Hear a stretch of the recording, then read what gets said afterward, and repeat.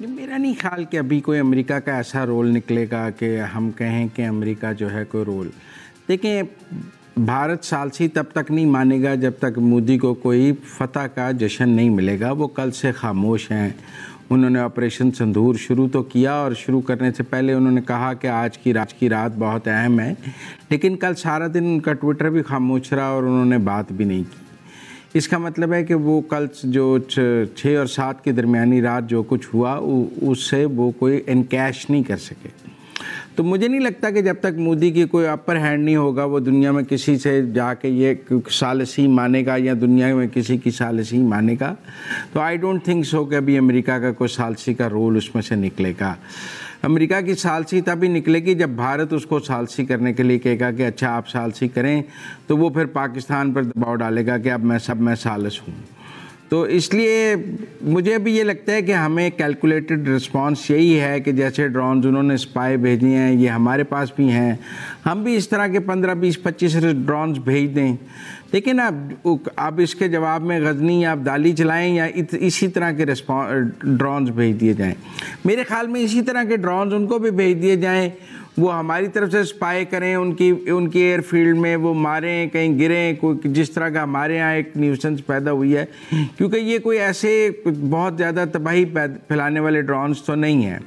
गिरे हैं वहाँ भी कोई इतनी तबाही तो नहीं हुई है। आप देख लें कहीं कोई दीवार डैमेज हुई है, कुछ हुआ है। छोटे ड्रोन हैं, ज़्यादा काम इनका स्पाइंग का है। 40 थोड़ा सा ये इन्होंने साथ वो मवाद कन्वेंशनल वेपन भी होता है इनके पास। तो मेरे ख्याल में पाकिस्तान अब वो कैरी किया, लेकिन पाकिस्तान की स्ट्रेटजी ठीक है कि इनको एक बहुत महंगे मिसाइल से मारना भी कोई ज़्यादा अक्लमंदी की बात नहीं है, और इनको जैम करके गिराना या इनको कन्वेंशनल वेपन से जब ये नीचे आ जाएं तो शूट डाउन करना। जो आज जो फायरिंग की आवाज़ें लाहौर में सुनी गई हैं वो ये ड्रोन फायरिंग से गिराने की बात है।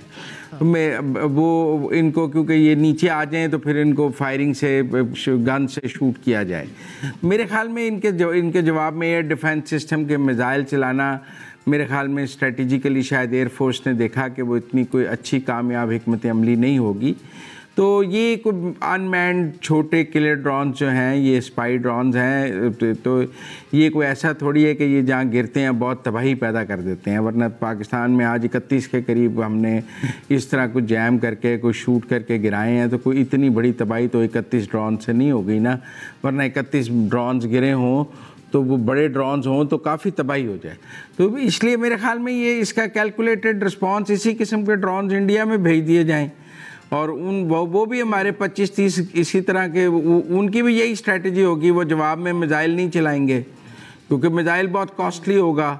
वो भी इनको इसी तरह जैम करके गिराने की कोशिश करेंगे जैसे हम कर रहे हैं, क्योंकि उनको भी लगेगा कि इस एक किलर ड्रोन के पीछे वो अपना एक एयर डिफेंस सिस्टम का मिसाइल करें और फिर वो ट्रेस भी हो जाए, जैसे हमें है कि वो ट्रेस हो जाता है और उनको पता लग जाता है हमारा एयर डिफेंस सिस्टम कहाँ लगा हुआ है, क्योंकि वो ये ट्रांसमिट कर रहा होता है सिग्नल्स बैक भी।